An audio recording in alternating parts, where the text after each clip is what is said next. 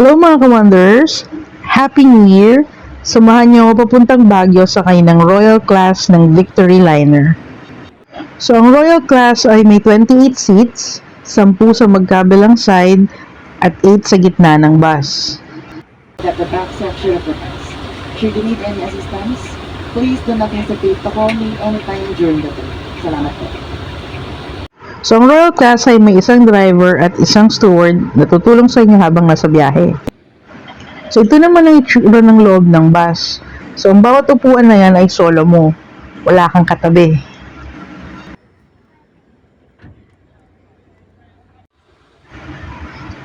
So ito ang seat mo. Yung buong bintana na yan, solo mo yan. So for privacy, meron kang cortina. At meron din cortina yung bawat side mo for privacy.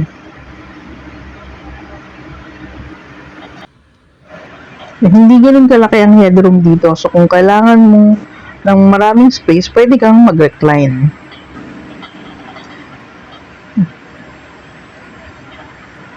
So komportable ka dito, pwede kang mag-stretch.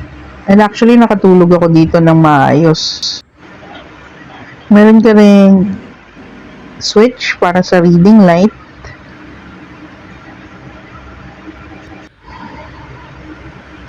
Meron ka ring aircon vents. Siyempre, for safety, merong seatbelt. Dito pwede mong kontrolin yung pag-recline ng upuan. Nag-offer din sila ng Wi-Fi at meron kang sariling USB port. Meron ding USB-C port dyan. Siyempre, isa rin sa pinagkaiba nito sa regular bus, nag-offer sila ng mga freebies, kagaya ng sandwich, galing Banapol,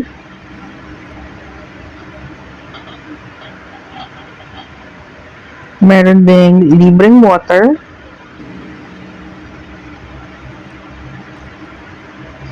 at meron kang sariling blanket na pwede mong iuwi.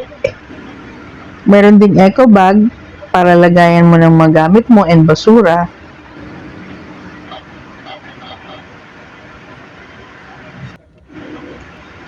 Aside from that, meron din silang binibigay na libreng pares ng medyas.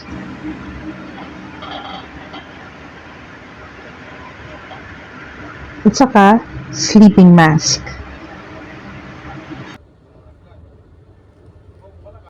Explore naman natin ang toilet ng Royal Class. So since may sariling toilet siya, wala nang stopover. Bago tayo pumasok ng toilet, ito yung view galing sa likod ng bus. So napakakipot niyan. So kailangan mong nakaside bago pumunta ng toilet. So dito tayo sa loob ng CR ng sleeper bus. So medyo looks like an airplane toilet. Masikip siya. Meron tayong bidet. There's a toilet paper. May waste basket.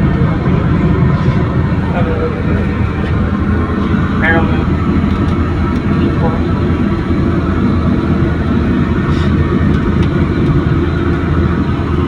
And then merong mirror. You have to be careful na nandito. Kailangan mo pumapit na sa likod tayo ng bus.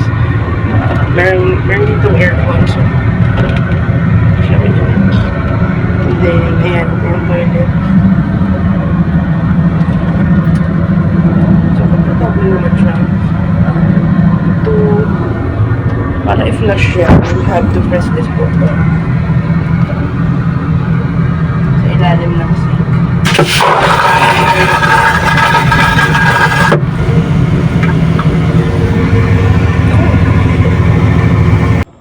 So yan ang Royal Class ng Victory Liner.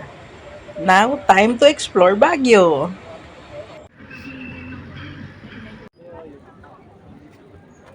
Now, kung tatanungin niyo ako if worth it bang sumakay ng Royal Class, If may budget ka naman and mas komportable kang ikaw lang ang nasa upuan, wala kang katabi, then para sa'yo to. Pero para kasi sa akin, mas nai-enjoy ko yung biyahe if naaamoy ko and nakikita ko, naririnig ko yung ingay ng mga tao sa loob ng bus. Yung mga nagbebenta ng mani, ng chicharon, yung mga usapan ng mga katabi ko. Lahat ng yon part ng traveling. So, gusto kong na-experience yon. Ang Royal Class ang pinakamabilis at pinaka-komportableng bus na nasakyan ko. In 4 hours nakarating ako sa destination ko. Pero regular bus pa rin ako. Ikaw ba ka, Wanderer?